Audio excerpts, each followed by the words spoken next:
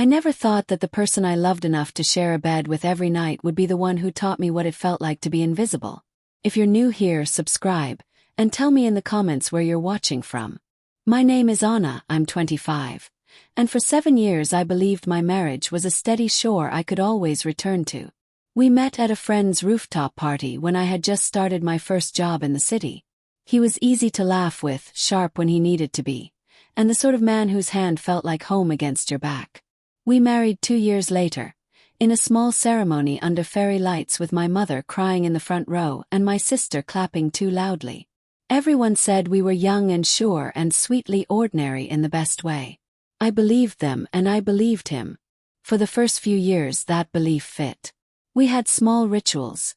Coffee on the balcony, a Saturday market run. The way he always remembered to replace the light bulb I refused to touch.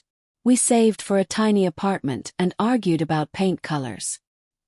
He would bring me flowers for no reason, call me when I was late, and sometimes leave little post-it notes on the bathroom mirror that said nonsense like, "Learn to eat more cake." Those notes felt like promises. And then life began to do what it always does, to erode edges and expose cracks. Work stretched me thin. He started traveling more for client dinners. My mother got sick for a season, and I spent long days at hospitals and longer nights falling asleep to the echo of beeping machines. He was steady in a way I counted on, but sometimes his steadiness felt like absence, and absence is a landscape where secrets can root. The first real sign was a small thing, a lipstick smear I found on a tie I'd left on the chair. Could have been nothing. People are careless. People are messy. I wanted to be the kind of partner who didn't make mountains out of molehills. I washed the tie and tucked it away. But the second sign was harder to explain away. A credit card notification for a boutique hotel in a coastal town 2 hours from where he said he'd been working late. He had told me he'd been at the office. He looked at me and lied in a way I could feel in my bones. Not a loud denial but a soft redirection, a change of subject. I decided not to be the person who ransacks phones at the first whisper. I tried to notice instead of accuse. But noticing has a gravity of its own.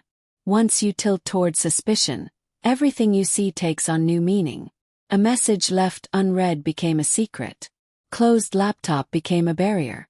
I learned to carry the small discomfort like an ache and to store questions like cold cards to be played later.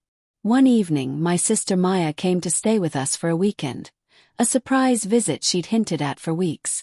We drank tea and talked about childhood memories until my husband excused himself to grab something from the car. He came back with a small box and a grin. Maya left a few hours after that, and she was smiling as if the world had been ordinary and right. Later, while folding laundry, I found a napkin wrapped around the box he'd brought back. In his neat handwriting across the napkin was a line that read, "For you, always." My hands closed around the paper like a fist. Inside the box, nested like a confession, was a small silver necklace, the very one my sister had once described in a shop as perfect for someone going places. I didn't yell. I didn't storm. I sat down very slowly and let the room spin. I felt foolish, not because I'd caught them, but because I had ignored my own instincts for so long.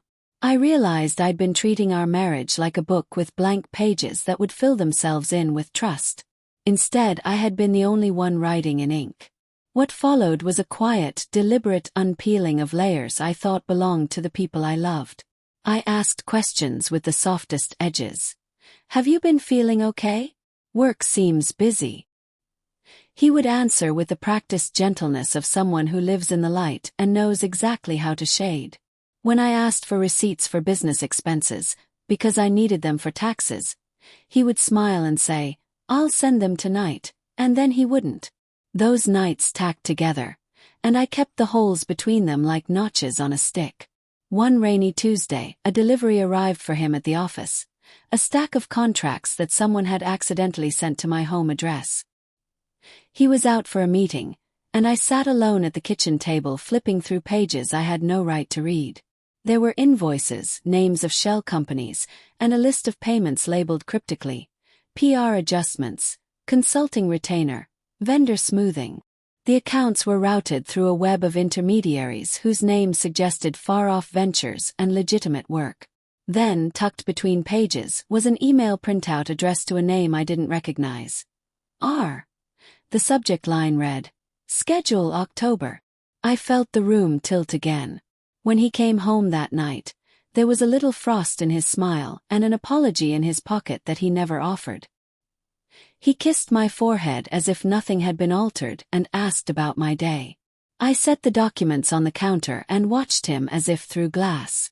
My vision for him changed shape. In that glass, his movements acquired new grammar, a careful economy, gestures meant to hide speed.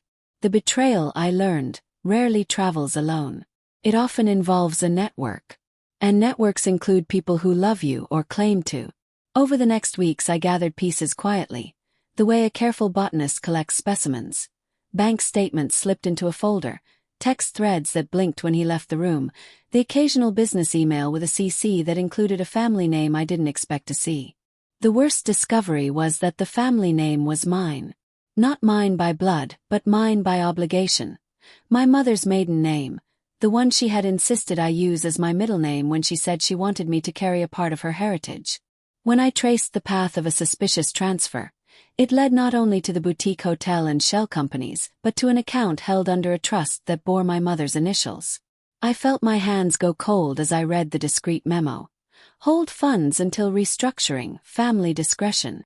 The ledger entries were careful, clinical, and wrapped in plausible deniability.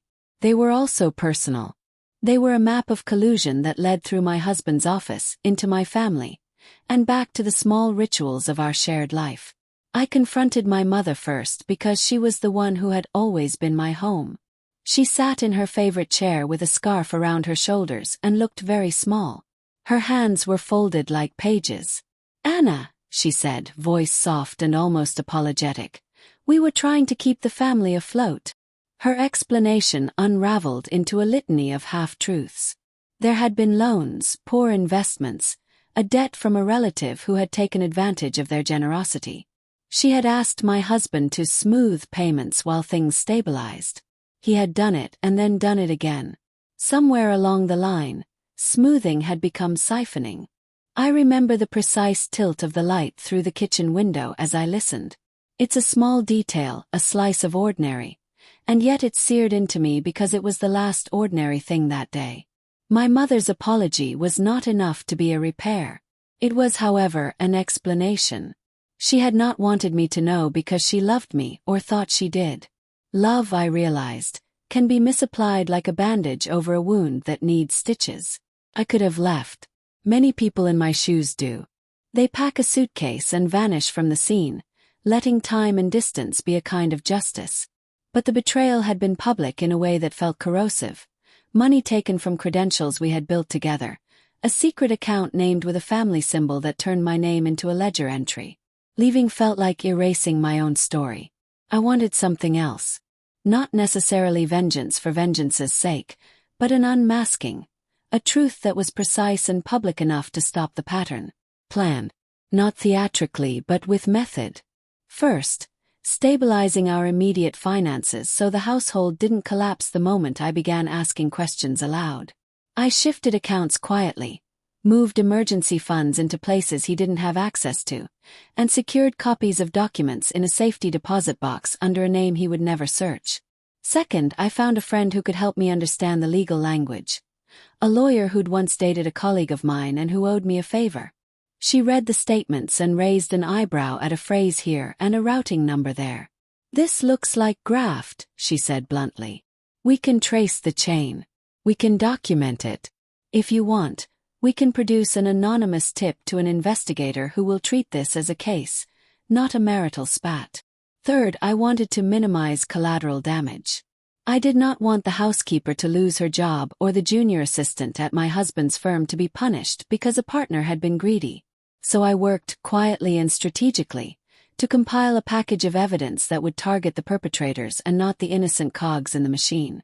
That required patience and cold choices, the kind that make you feel like a person standing on ice, testing whether it will hold.